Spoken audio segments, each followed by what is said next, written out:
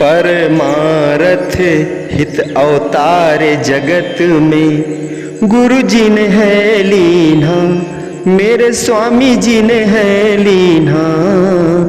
हम जैसे भागियन को, हम जैसे भागियन को गृह दर्शन दीना। ओम जय श्री जगतारन। बोलो जयकारा बोल मेरे श्री गुरु महाराज की जय। बोलिए सांचे दरबार की जय। श्री आनंदपुरवासी भगवान की जय। श्री नगली निवासी भगवान की जय। श्री सच्चिदानंद भगवान की जय। समस्त गुरुमुख जन को जय सच्चिदानंद जी। भगत जी इस चैनल को सब्सक्राइब कीजिए, वीडियो को लाइक कीजिए और वीडियो को ज़्यादा से ज़्यादा शेयर कीजिए ताकि यह भक्तिमय सत्संग समस्त गुरुमुख जन तक पहुंच सके और आप भी पुण्य के भागी बन सकें। जय सच्चिदानंद भगत जी। एक प्रसंग आया है जो सत्य एवं प्रमाणित है। हमारे हुजूर सद्गुरुदाता दीन दयाल की जो मूर्ति है सभी गुरुमुख जन अपने घर में विराजमान करवाते हैं, मगर कुछ लोगों का मत है कि यह एक केवल मूर्ति है, मगर ऐसा नहीं है। हमारे हुजूर सद्गुरु दाता दयाल जी स्वयं साक्षात उस मूर्ति में विराजमान रहते हैं और हमारे पूरे परिवार की रक्षा करते हैं। रक्षा किस प्रकार करते हैं? एक भगत जी थे, उनके घर में कुछ परेशानी लगी रहती थी। जैसे कोई बीमार पड़ गया या किसी को कोई दिक्कत हो गया, मतलब उतना परेशानी नहीं रहता था कि जितना सहन ना हो सके।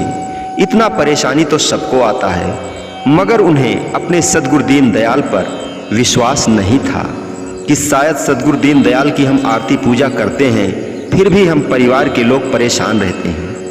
क्योंकि जब उन्हें विश्वास नहीं हुआ तो हमारे सद्गुरु दाता दयाल ने ऐसी माया रची, ऐसा माया दिखाया कि वह हैरान हो गए।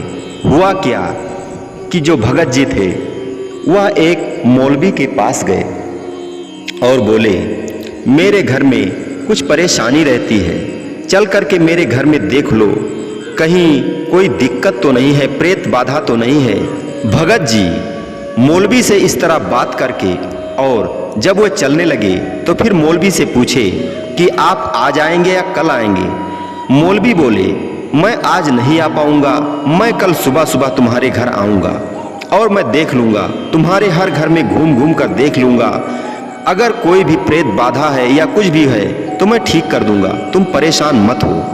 भगत जी अपने घर चले आए और धीरे धीरे समय बीतता गया।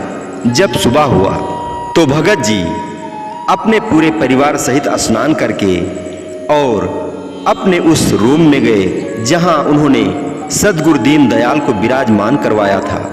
पूरे परिवार सहित सद्गुरु दीन दयाल की आरती पूजा करने लगे और जब आरती पूजा करने लगे तो मौलवी उसी समय आ गया।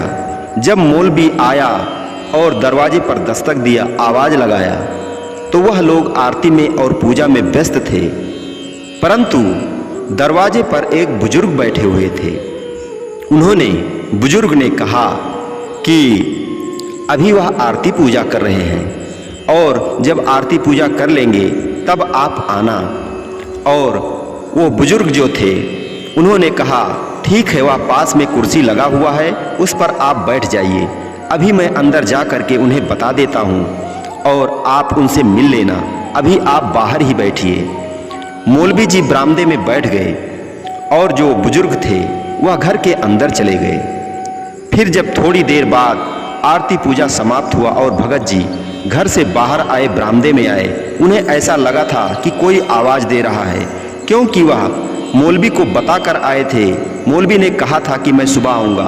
उन्हें ऐसा लगा था, भगत जी को ऐसा लगा कि मौलवी जी ही आए हैं। फिर मौलवी जी का उन्होंने स्वागत किया और स्वागत के बाद में उन्हें पानी पिलाया और पानी पिलाने के बाद में चाय पिलाया और कहा मौलवी जी, अगर भोजन करना चाहो तो भोजन भी कर सकते हो, क्योंकि मेरे घर सुबह ही भोजन बन जाता है और हम अपने सद्गुरुदेव को भोजन करवाते हैं, भोग लगाते हैं, फिर हम लोग भोजन करते हैं। मौलवी जी ने कहा, नहीं नहीं, अब मुझे भोजन की जरूरत नहीं है, वैसे आपने इतना खिला पिला दिया है। अब जिस काम के लिए मैं आया हूँ वह काम कर दूँ, मुझे कहीं और जाना है। मौलवी जी अपना जूता चप्पल बाहर निकाल करके और भगत जी के घर में घूमने लगे। जब सभी घर में घूम चुके, उसके बाद में एक घर बाकी रह गया। जिस रूम में जाना था उस रूम में सद्गुरु दीन दयाल जी विराजमान थे। जैसे ही मौलवी साहब उस रूम में गए तो सद्गुरु दीन दयाल के मूरत को देखे और भगत जी से पूछने लगे, ये कौन है? तभी भगत जी ने कहा, यही तो हमारे गुरुदेव हैं, यही हमारे सद्गुरु दीन दयाल हैं, इन्हीं की हम आरती पूजा कर रहे थे जब आप आए थे। तो मौलवी जी ने कहा, नहीं, ये तुम्हारे सद्गुरु दीन दयाल नहीं हो सकते, क्योंकि यह तो अभी बाहर बैठे थे, इन्होंने ही मुझे रोक लिया था कि अंदर मत जाओ, अभी घर में आरती पूजा कर रहे हैं। वह कहाँ है? तो भगत जी ने कहा, वह तो श्री आनंदपुर दरबार में है, यह उनकी मूर्ति है, हम उन्हीं की पूजा करते हैं। तभी मौलवी साहब बोले, नहीं भगत जी, तुम्हारे सद्गुरु दीन दयाल तुम्हारे घर में ही हैं, उन्होंने ही मुझे रोक दिया था कि अंदर मत जाओ। जिनके रक्षक सद्गुरु दीन दयाल स्वयं साक्षात तुम्हारे घर में विराजमान हैं और तुम मुझे बुलाए हो कि मेरा घर देख लो, जिनके रक्षक स्वयं सद्गुरु दीन दयाल ही हैं, तो फिर घर के अंदर कोई भूत प्रेत बाधा कैसे आ सकती है? तुम परेशान मत हो, तुम्हारी रक्षा स्वयं सद्गुरु दीन दयाल ही कर रहे हैं। ऐसा कह करके मौलवी साहब भगत जी को सांत्वना देकर चले गए और भगत जी हैरान थे कि आखिर में मौलवी साहब को हमारे गुरु महाराज जी बाहर कैसे मिल गए।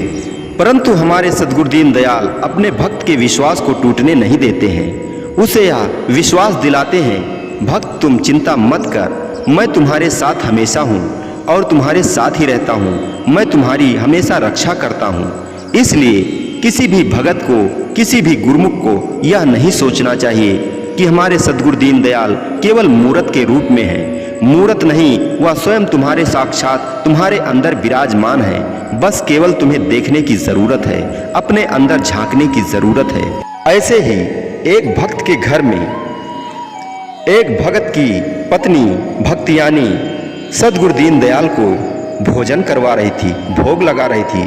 तभी उसका छोटा बेटा था जो 3 साल का था, उसने दाल और चावल एक में मिला करके सद्गुरु दीन दयाल के मूरत को यानी उनके मुख के सामने लेकर गया और उनके ऊपर लगा दिया।